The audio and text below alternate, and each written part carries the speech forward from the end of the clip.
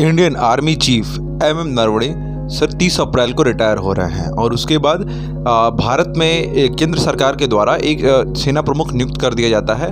अब उस सेना प्रमुख का जो नाम है वो आ चुका है।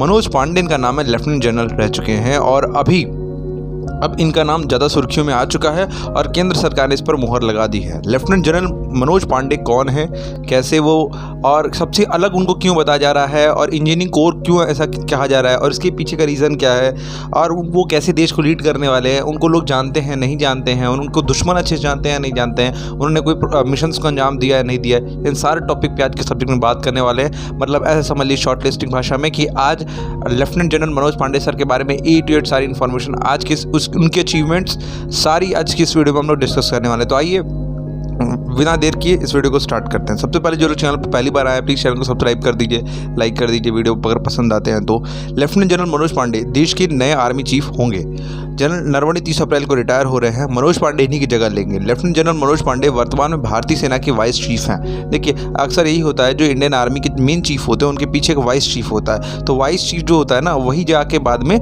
जनरल बनता है, मतलब मेन चीफ बनता है। तो ये ऐसे ही हुआ है।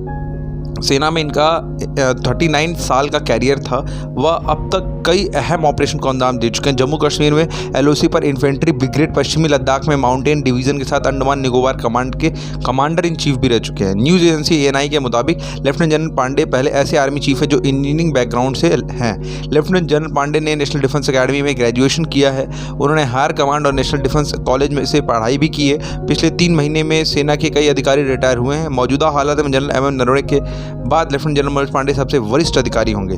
संसद हमले के बाद शुरू हुआ था इनका ऑपरेशन और पूरे पराक्रम में संभाली थी उन्होंने पूरी कमान। लेफ्टिनेंट जनरल मनोज पांडे को दिसंबर 1982 में कोर ऑफ इंजीनियरिंग में कमीशन दिया गया था।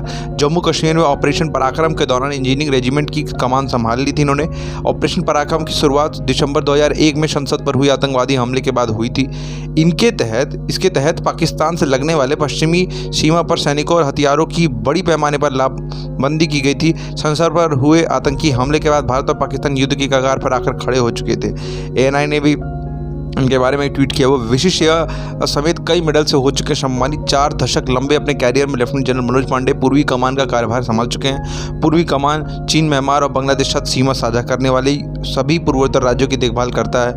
उन्होंने इथियोपिया, इरिट्रिया में संयुक्त राष्ट्र मिशन के मुख्य अभियंता के रूप में भी कार्य किया है।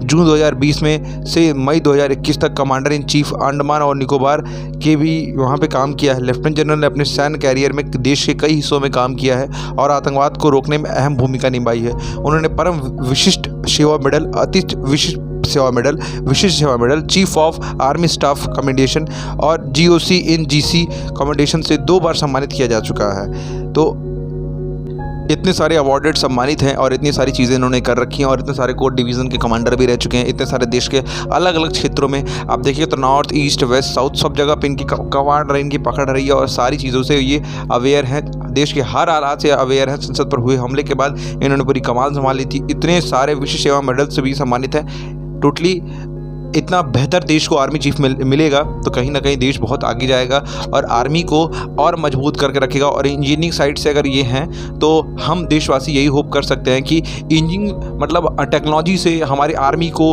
और बेहतर रूबरू कराया जाए, टेक्नोलॉजी से और बेहतर जोड़ा जाए और नई नई चीज़ें होंगी और देश का जो हमारा आर्मी है और एयरफोर्स है, नेवी है, चाहे जो भी है, इतना अच्छे से कंबाइन करके चलाई जाएगी कि पूरी दुनिया में एक वो मिसाल बने, इंस्पिरेशन बने। और भारत के नए आर्मी चीफ को बहुत सारी बधाइयाँ। और नए आर्मी चीफ के बारे में इस वीडियो में जो भी मैंने आपको इन्फॉर्मेशन बताई, इस वीडियो पर आपका क्या मानना है हमें कमेंट करके ज़रूर बताइएगा। और नए आर्मी चीफ सर के लिए प्लीज़ जय हिंद ज़रूर लिखिएगा। Thank you so much for watching.